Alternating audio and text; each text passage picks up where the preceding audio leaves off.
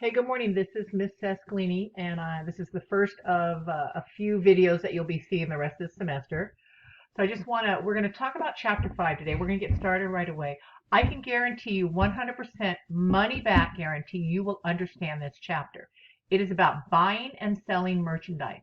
And everybody understands you go to Walmart, you buy that package of toilet paper, then you're going to pay a price and you're going to walk out the store.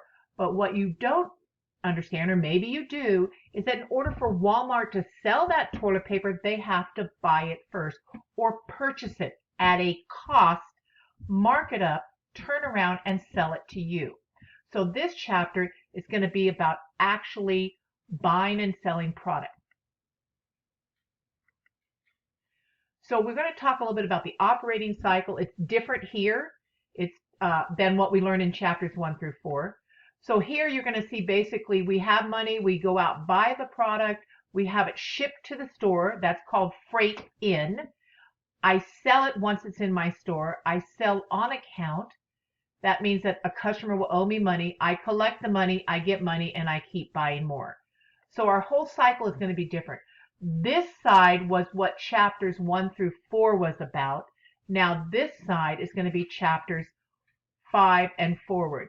So it's a little bit different now. It's sales minus the cost of goods sold, which equals my gross profit, minus my operating expenses, which equals my operating income. So you're going to memorize this formula. We're going to use it for everything from here on in.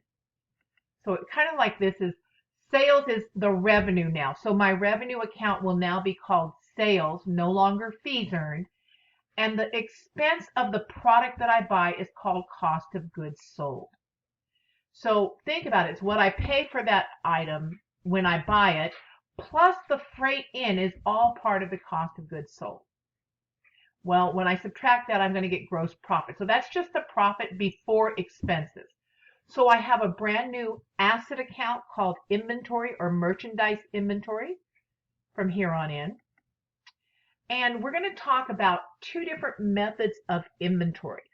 The first one is perpetual. Perpetual means that I update all the time. Every time I buy, I update. Every time I sell, I update my records. Periodic, which is not used often, means I only look at it periodically to update my records. I don't care about what I'm selling. I'm only looking at how much inventory I have on hand and how much I'm going to have at the end of the period and how much I bought in between. So I really don't care about what happens in between on the sales. From here on in, the periodic inventory is the key. It is actually going to be the one that we're not going to be doing much of, but it is in the appendix of each of the chapters. So whenever you're looking at a problem, first identify, is it perpetual or is it periodic? Because that will help you understand how to calculate this. Okay? So remember, perpetual is what's happening in the chapter. Periodic is going to be happening at the appendix of the chapter. So we're going to start with purchasing first. There are basically 3 journal entries to buy. You're going to buy, you may return, and then you're going to pay. So we're going to look at purchasing product first. So here we go. Here's the journal entry. Oh, and by the way, guys, from here on in, all you are concerned about is how do I journalize it? Okay, that's the question you should ask me after every chapter. So here's the journal entry when I purchased material. So on January 4th, I bought inventory. I bought it from a company called Thomas Corporations. So here's my debit to inventory, my credit to accounts payable. Notice that it says dash Thomas Corp. This is new. So basically, this is a subsidiary account. From here on in, you're going to see this because you can understand that if I buy from 1,000 suppliers and I only had one accounts payable account, then it is possible I would get really confused on who I owe, what I owe, and when I owe. So each vendor will have its own account. So because inventory is an asset, I will debit it here to increase it, and I'm going to credit accounts payable, which increases what I owe to a customer. So when you actually buy, what I owe to a supplier. Okay, so when I actually buy, the supplier will send me an invoice. It'll look like this. It'll have lots of information. It'll tell me the order date, the date shipped. It'll have invoice date. It'll have exactly what I bought, how many pieces, at what cost each for a total. So we're going to talk a little bit about the credit period. Because when I buy, I do not pay cash for anything. I buy on account. Basically means I buy on terms. So we're going to talk about right here these, oops, sorry guys. We're going to talk about these terms. Hold on, let me do my little laser pointer. We're going to talk about terms right here. 2%, 10, net 30. These are called credit terms. And the credit terms start to apply from the actual invoice date, January 5th. Okay, so these are called credit terms or the credit period. And so here's what it means. Here's how it's read. This right here is 2%, 10, net 30. And it reads, you can take a 2% discount if paid within 10 days, or the whole amount is due in 30 days. So what this means is that from the amount of money I owe them, whatever it was back there, I think it was $3,000, I can take 2% off if I pay in 10 days from the invoice date. So that was January 5th. So if I pay by January 15th, I can take 2% off. Now, 2% doesn't seem like a lot. The invoice was for $3,000, but that means that I can take $60 off, and the cost of my product is really now only $29.40, which increases my gross profit. Okay? So just want to talk about that. It's really important for real business to actually take your discount no matter what.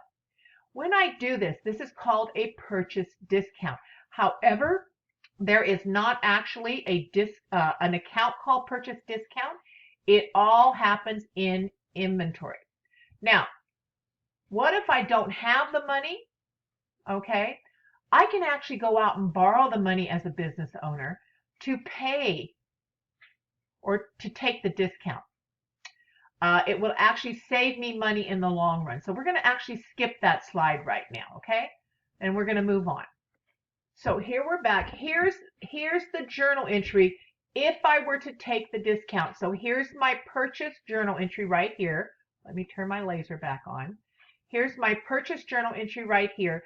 So really the cost of my products becomes $29.40 instead of $3,000. So I reduce my cost of goods sold, which increases my gross profit.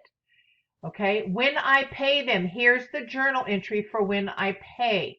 So remember, there's only 3 journal entries for purchasing. When I buy, when I pay, and if I actually return anything. We're going to see that also, and I'm going to show you what that looks like. Okay, so remember, 3 journal entries only. This is when I buy, this is when I pay, and we'll show the rest of the things. So if I do return, I'm going to create something called a debit memo. So just make notes that debit memo is a purchase returns and allowance. So a purchase returns and allowance is basically, you know that what a return is. You're actually returning something to the seller. But an allowance is when the seller tells me not to return it, say it's so damaged they don't want it. So an allowance is when I get a credit from them, but I do not return product. Okay? So purchase returns and allowances is like a return. And so let's talk about that so I can show you how that last entry will look. Remember, this chapter is relatively easy as long as you understand the 3 journal entries for purchasing. So here is a debit memo from me back to the company. This is a paper trail. Okay, so in this case, I'm returning, and it's not the same journal entry of what we just bought, but I'm returning 10 pieces of an item that cost me $90 each. Let me show you the journal entry for the return. It looks like this. Basically, it's exactly the reverse of when you bought it. I will debit accounts payable and I will credit inventory. Okay, so it's just for purchasing, I have 3 journal entries. I have the one where I buy, the one where I pay, the one where I return. Okay, so what happens is if I have not paid the invoice, I can actually return as much as I want before I pay the invoice. When I go to pay the invoice, then it's actually going to be less whatever I return.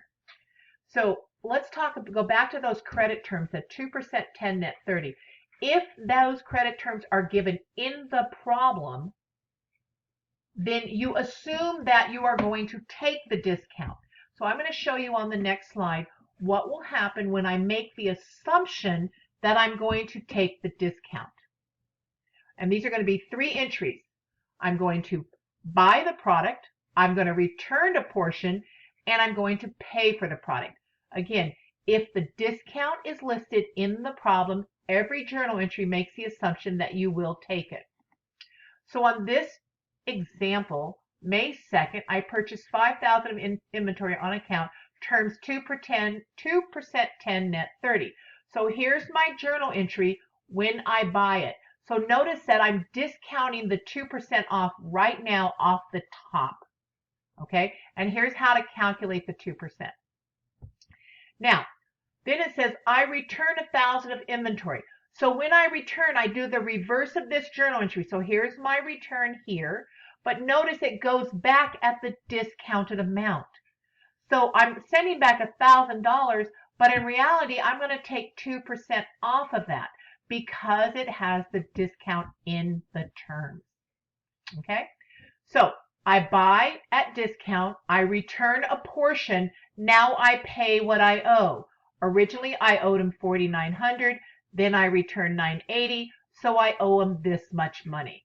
In real life, we do not make this assumption that you will take the discount, but for this purposes, this is what we're going to do. These 3 journal entries, buy, return, pay, are all that happen in purchasing. As long as the terms are given, if the terms are given, you discount each one of these. Okay, so that's the end of the purchasing video. Stay tuned for the next one, which are going to actually be sales transactions.